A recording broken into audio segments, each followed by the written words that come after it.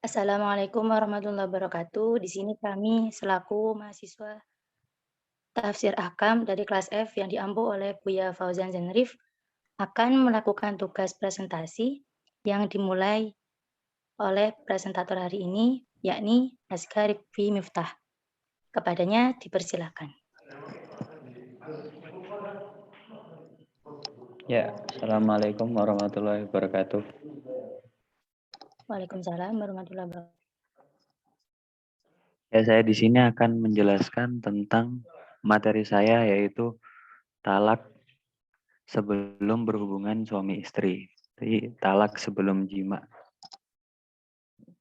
Yang pertama saya mengutip ayat Quran surat Al-Baqarah ayat 237 yang bunyinya wa in talaqtumuhunna min qabli an tamassuhunna wa qad faradtum lahunna faridatan fanisfu ma faradtum illa ayyafuna aw ya'fu alladhi biyadihi uqdatun nikah wa an ta'fu aqrabu littaqwa wa la tansawul fadla bainakum innallaha bima ta'maluna basir. Di sini saya mengambil 3 kata kunci. Yang pertama yaitu talaqtumuhunna, yang kedua yaitu faridoh, yang ketiga tamassuhunna. Berdasarkan Al-Mu'jam, Al-Mufaros, talaqtumuhunna digunakan di dalam Al-Quran sebanyak 2 kali, dalam surat Al-Baqarah ayat 237 dan surat Al-Ahzab ayat 49. Sedangkan kata faridoh digunakan dalam Al-Quran sebanyak 6 kali, di dalam Al-Baqarah ayat 236 dan 237, dan di dalam surat An-Nisa digunakan sebanyak 3 kali, ayat 11 dan ayat 24. Di dalam ayat 24 disebutkan 2 kali. Yang selanjutnya yaitu kata antamasuhunna, ini disebutkan sebanyak 3 kali di dalam Al-Quran. Al-Baqarah ayat 237 dan 236 sama Al-Ahzab 49. Ya, talaqtumuhunna di sini artinya adalah suami-suami yang menceraikan istri mereka. Jadi titik fokus di dalam kata ini adalah suami-suami yang menceraikan istrinya. Talaqtumuhunna ini menjelaskan tentang hubungan talaqtumuhunna dengan indikator atau karakter talaqtumuhunna. Dari sini kita dapat memperoleh informasi bahwa dalam kedua surat yang sedang menjadi fokus adalah suami yang menceraikan istri mereka. Yang selanjutnya yaitu faridoh. Faridoh. Dalam Quran surat Al-Baqarah ayat 237, kata faridoh menjelaskan tentang hubungan faridoh dengan indikator atau karakter faridoh. Dari sini kita dapat memperoleh informasi bahwa dalam kelima surat yang ada di dalam Al-Quran, yang sedang menjadi fokus adalah suatu kewajiban yang diberikan suami kepada istri mereka. Maksud di sini adalah mahar. Mahar tersebut, mahar di sini bersifat wajib dari suami diberikan kepada istri. Yang selanjutnya yaitu tamasuhunna. Di sini berarti istri yang belum dicampuri. Maksud dari istri yang belum dicampuri adalah suami istri dalam pernikahannya tidak pernah berhubungan sama sekali. Itu yang membuat talak ini mempunyai persyaratan-persyaratan yang berbeda-beda. Yang selanjutnya yaitu tafsir munasabah ayat. Oh, sebelumnya mohon maaf, tafsir ini menggunakan metode maudu'i. Ya, kita kembali lagi. Tafsir munasabah bil ayat. Di sini saya mendapatkan pengertian bahwa surat Al-Baqarah ayat 237 ini fadalat hadhil ayah, menunjukkan bahwa ayat ini mewajibkan bagi laki-laki memberikan maharnya kepada wanita yang mereka kuasai. Jadi ketika seorang istri ditalak oleh suami tetapi mereka belum berhubungan badan sama sekali atau jima, wajib bagi laki-laki memberikan setengah dari maharnya. Ini wadalat anna ala ar-rajuli ayyusallima ilal mar'ah nisfa mahriha. Nisfa mahriha di sini artinya adalah setengah dari mahar yang diberikan oleh laki-laki.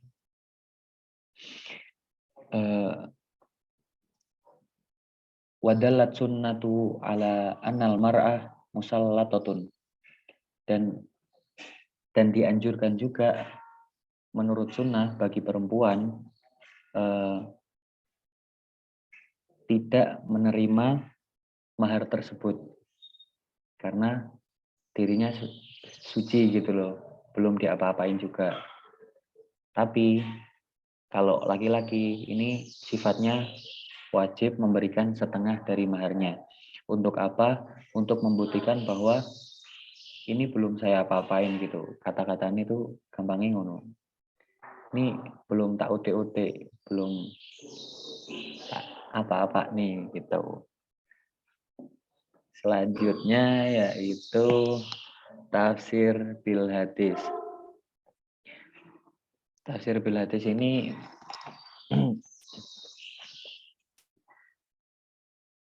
menerangkan tentang sama, yaitu tentang istri yang diceraikan tapi belum disentuh atau dijimat. Babu khilafi fi hadhil hadits haddatsana Rabi qala Syafi'i radhiyallahu an fa khalafna ba'dun nas, berbeda pandangan beberapa umat di dalam hadis ini. Fajarrada khilafa haditsil yamin ma'a syahid. Ya, maka dijabutlah perkataan sumpah itu dengan saksi. Sumpah di sini maksudnya yaitu talak. Talak dicabut dengan saksi. Ada saksinya. Jadi talak itu kalau mau dicabut harus ada beberapa pertimbangan.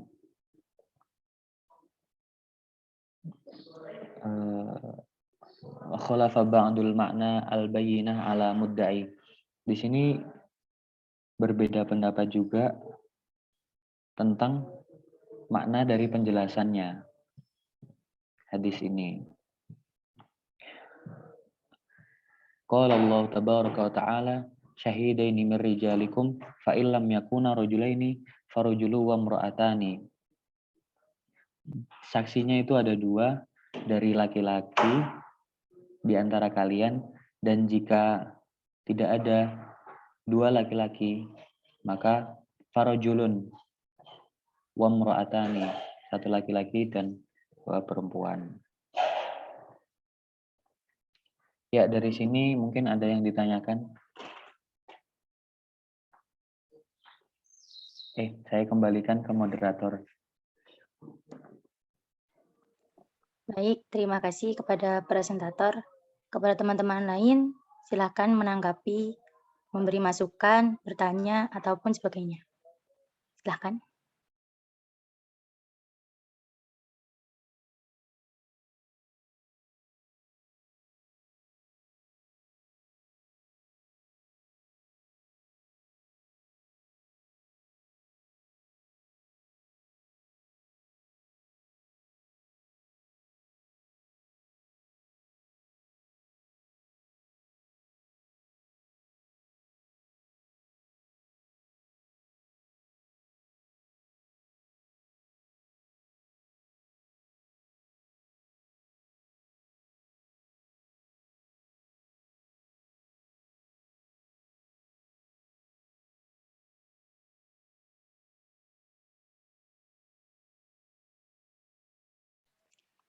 Baik, apakah belum ada yang mau menanggapi? Izin menanggapi. Silahkan. Yang di metode bisa di scroll dulu.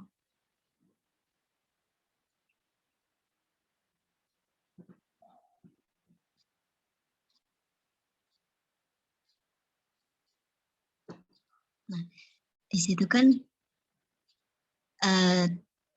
metode artikel ini menggunakan kajian tafsir ahkam yang membahas tafsir menggunakan metode maudhu'i.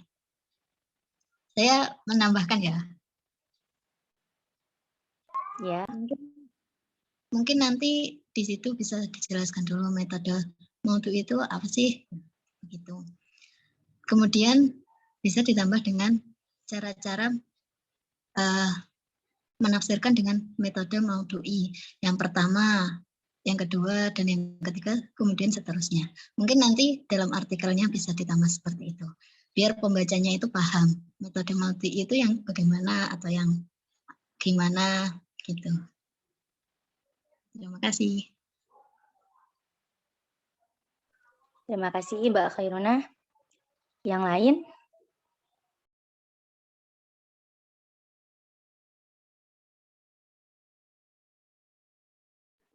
Baik, saya ingin menanggapi yang bagian kata kunci. Tolong di-scroll ke tafsir kata kunci.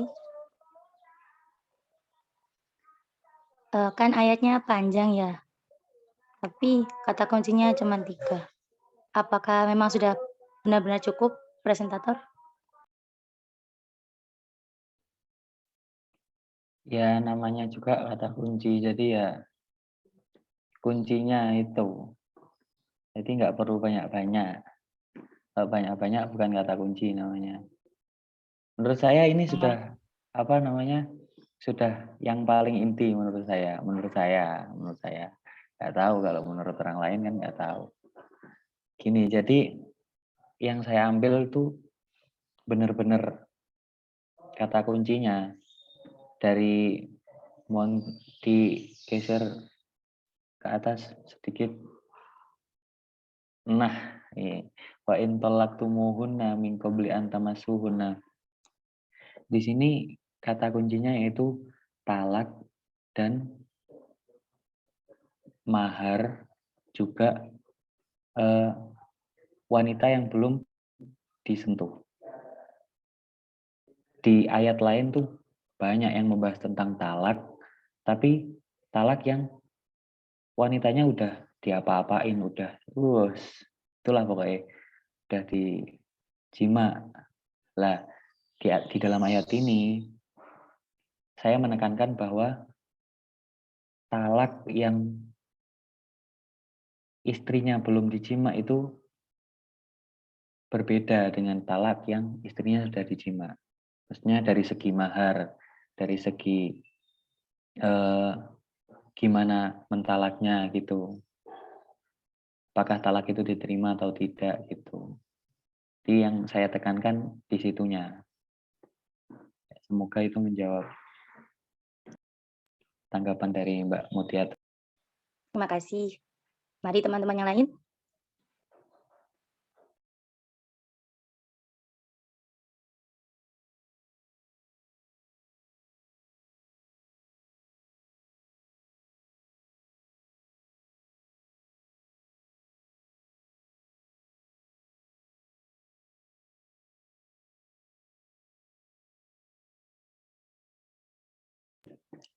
Ya mungkin atau saya akan menjawab tanggapan dari Mbak Khairuna Nurunisa tentang tafsir maudhu'i.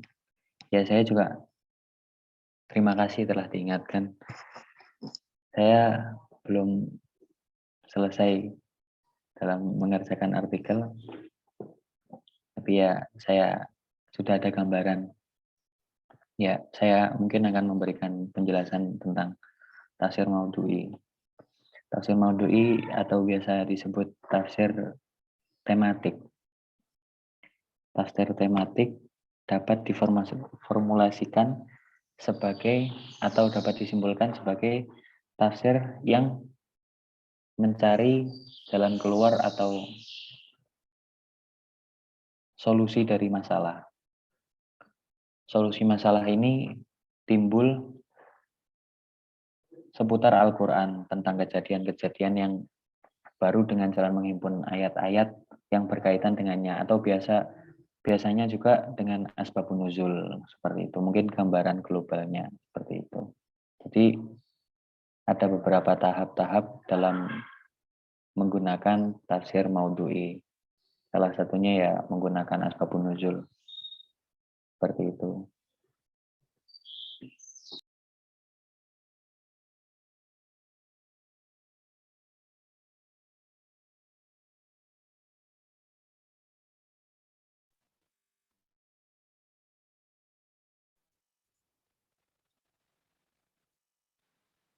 Jadi nanti kalau menggunakan metode maudhu'i itu yang pertama itu kan pasti kita tentukan dulu temanya, begitu ya, Mas Aska?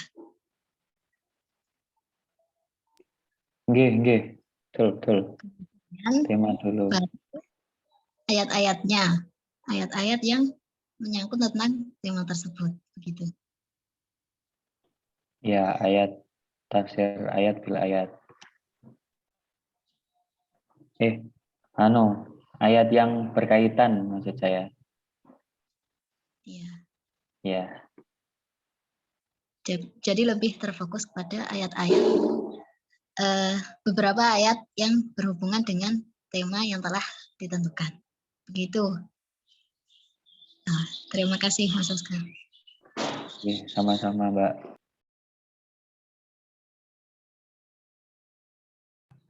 Baik, jika tidak ada tanggapan yang lain, apakah bisa dicukupkan?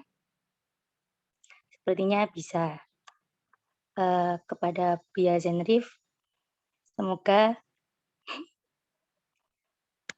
dapat memuaskan Buya Zenrif. Terima kasih. Saya selaku moderator meminta maaf atas kekurangan. Wassalamualaikum warahmatullahi wabarakatuh. Waalaikumsalam warahmatullahi wabarakatuh. Waalaikumsalam warahmatullahi wabarakatuh.